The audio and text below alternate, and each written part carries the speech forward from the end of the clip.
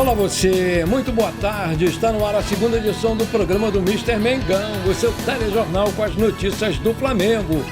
Aliados de Bandeira de Melo lançam livro sobre transformação financeira do Flamengo. Mundial de Clubes Sub-20, Flamengo vai encarar Milan ou Olympiacos da Grécia. Sub-17 de Felipe Luiz aplica outra goleada de 6-0. Possível contratação de Oscar chega à torcida do Fla e repercute. Essas e outras você confere agora. Fica comigo até o final, porque aqui tem muito mais Flamengo pra você. De um clube atolado em dívidas para o maior orçamento das Américas, o Flamengo se tornou o exemplo de recuperação financeira no futebol. E nesse mês vai ser lançado o livro Paixão e Sucesso, a gestão que transformou um clube, que vai detalhar todo o processo de transformação financeira do Flamengo a partir da década de 2010. Em ano de eleição presidencial no clube, o livro foi feito por aliados de Eduardo Bandeira de Melo, ex-presidente do Flamengo, que assina o prefácio da obra. Em suas redes sociais, Bandeira de Melo ressaltou as dificuldades enfrentadas na época e disse ser a hora de celebrar e compartilhar a história. Sabemos que não foi fácil, mas com o apoio incondicional da nação e o trabalho árduo de uma equipe profissional, competente e dedicada, conseguimos superar os desafios. Agora é hora de celebrar e compartilhar essa história de sucesso, escreveu lá Eduardo Bandeira de Melo em seu Instagram.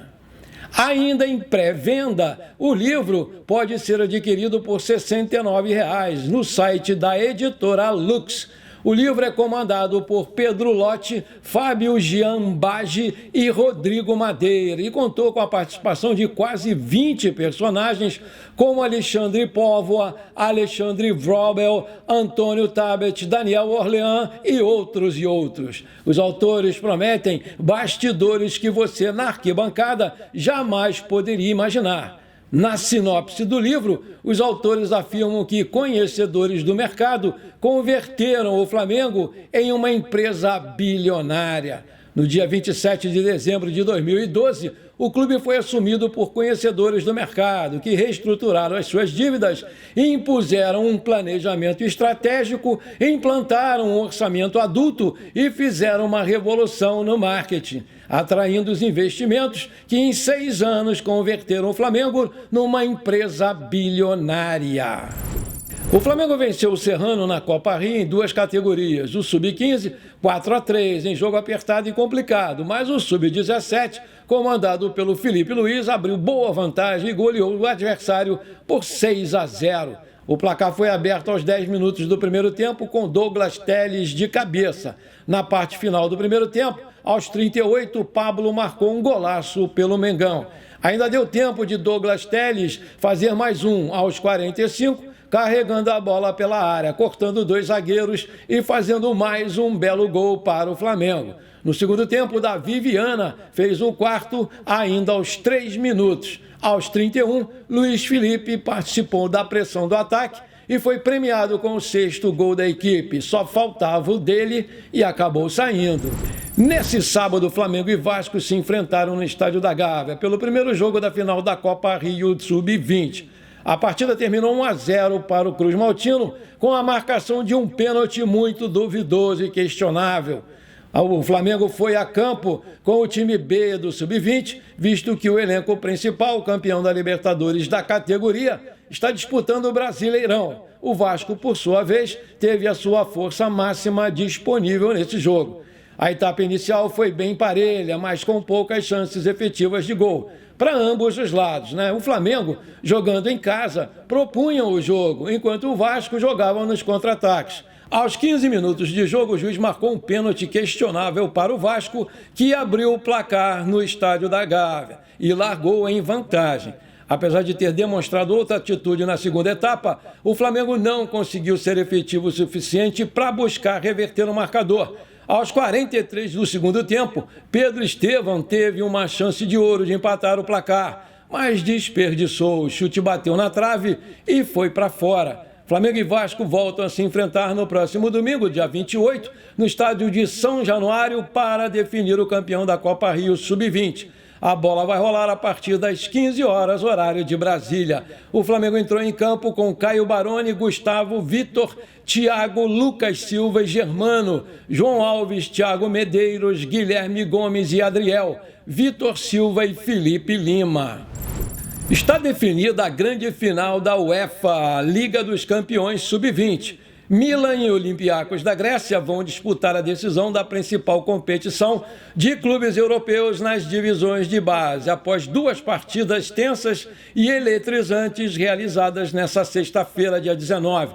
Os 2 jogos foram decididos nas penalidades. A equipe italiana passou pelo Porto em duelo movimentado que terminou em 2-2 no tempo regulamentar. Já o Olympiacos encarou o Nantes e, após um amargo empate de 0-0, conquistou a classificação nos pênaltis. O Mundial de Clubes Sub-20 é disputado em jogo único, com o mando de campo do time sul-americano. Por isso, existe a expectativa que a diretoria do Flamengo coloque essa partida no Maracanã para que os garotos do Ninho disputem o título mais importante da divisão de base ao lado da nação rubro-negra. Nas últimas edições, Boca Juniors e Peñarol disputaram na La Bombonera e no Estádio Centenário de Montevidéu, respectivamente. A partida desse ano ainda não tem data definida e o Flamengo vai conhecer o seu adversário na próxima segunda-feira. O garoto Lohan foi o destaque do Flamengo na conquista da Copa Libertadores da América Sub-20 no início desse ano. Além disso, a joia rubro-negra ganhou oportunidades com o técnico Tite no time profissional. Assim, ele vem vivendo uma nova fase. Ele chega mais cedo aos treinos e contratou um fisioterapeuta e um preparador físico visando novas oportunidades. O Lohan foi abraçado pelo elenco do Flamengo e é muito querido pelo técnico Tite. O Flamengo blindou o Lohan de clubes europeus visando a próxima janela de transferências. Isso porque o time rubro-negro renovou o contrato com a joia de 17 anos. Desse modo, o jogador tem uma multa rescisória de 50 milhões de euros, 278 milhões de reais na cotação atual. O Bolívar é o líder do Grupo E na Copa Libertadores, com 6 pontos, e está na frente do Flamengo, que aparece na vice-liderança da chave com 3 pontos. Os dois vão se enfrentar na próxima quarta-feira. A partida válida pela 3ª rodada da fase de grupos vai ser no estádio Hernando Siles, na altitude de 3.640 metros de La Paz, às 21h30, horário de Brasília. No entanto, uma notícia tem deixado os torcedores do Flamengo bem animados para esse jogo. Isso porque o Bolívar tem aí o brasileiro Bruno Sávio no elenco, vai chegar em baixa para essa partida. Na última quinta-feira, ele foi eliminado do apertura do campeonato boliviano. O time foi derrotado por 2-1 no agregado pelo San Antônio Bulo Bulo, caindo nas quartas de final. Agora eu tenho um pedido para te fazer. Se você está curtindo o nosso programa, então não esquece, manda brasa agora no like para fortalecer o nosso canal. Se você ainda não é inscrito, bora lá, me dá essa moral, eu vou ficar muito feliz com você. Aperta o botãozão inscrever-se, aperta o sininho ali e pronto, simples assim, você me ajudou demais. Muito obrigado. Sonho antigo do Flamengo, o nome de Oscar, voltou a ser ventilado no clube, com a notícia de que ele não vai permanecer na China depois do término do seu contrato no final do ano. Isso animou demais os bastidores do Flamengo. O Mengão montará uma estratégia para ter um meio-campista, principalmente visando a Copa Libertadores. De acordo com o que foi apurado pela Flanet, Marcos Braz já está em conversas avançadas com ele e com seu empresário Giuliano Bertolucci. A intenção é ter o meio-campista em agosto para as disputas da Libertadores, Copa do Brasil e do Brasileirão também. Apesar de ser um sonho antigo, alguns torcedores consideram um absurdo a insistência na contratação desse jogador. Nas redes sociais, a nação se dividiu em relação à possível contratação. Uns trazem o Felipe Anderson fresquinho da Europa na surdina. E no Flamengo ainda existe uma novela com o possante Oscar, que jogou na China por anos. Um futebol bem competitivo, disse lá um torcedor. Outro escreveu: uma coisa é jogar na China, outra é jogar no Brasil. Eu não sei se seria uma boa para o Flamengo. Jogador caro que vai precisar de um bom tempo para se adaptar, ao futebol brasileiro novamente. A diretoria do Flamengo já tem o aval do técnico Tite, que vê com bons olhos a chegada do jogador. A intenção do Oscar é retornar ao Brasil e, com isso, os chineses devem mesmo aceitar o pedido do meia. Aí eu te pergunto, você acha uma boa a contratação do Oscar pelo Flamengo? Acha que vai dar certo? Coloca aí! Antes de terminar o nosso programa de hoje, conforme eu prometi, hoje é sábado, eu quero mandar aqueles abraços pra galera que me pediu e que tá sempre aqui comigo prestigiando o nosso canal. Bora lá! Alô, meu amigo evangelista Luiz Santana e seus filhos Fabrício, Larissa e Laísa. Aquele abração pra vocês, meus queridos. Alô, meu amigo João Benedito de Bacabal, no Maranhão. Alô, amigo Clóvis Cavalcante. Aquele abração pra vocês, meus queridos. Alô, meu amigo Joel Porto da Flamarata, de Marataízes, no Espírito Santo. Alô, meu amigo Jairo Santos. Aquele abração pra vocês, meus queridos. Alô, meu amigo Renilson Marcos. Alô, meu amigo Claudionor Silva de Brasília. Aquele abração pra vocês, meus queridos. Alô, meu amigo Vando Luz. Alô, amigos José Roberto e Francisco de Teresópolis, aqui no Rio de Janeiro.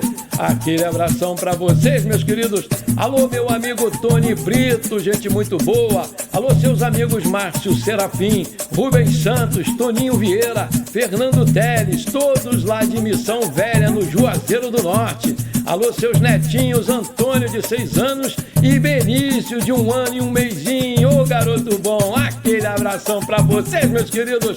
Tamo juntos! Bom, por enquanto foi isso. Eu espero que você tenha gostado do nosso programa. Muito obrigado por você ter ficado comigo até aqui. Um forte abraço. Bora ser feliz. Pra cima deles, Mengão!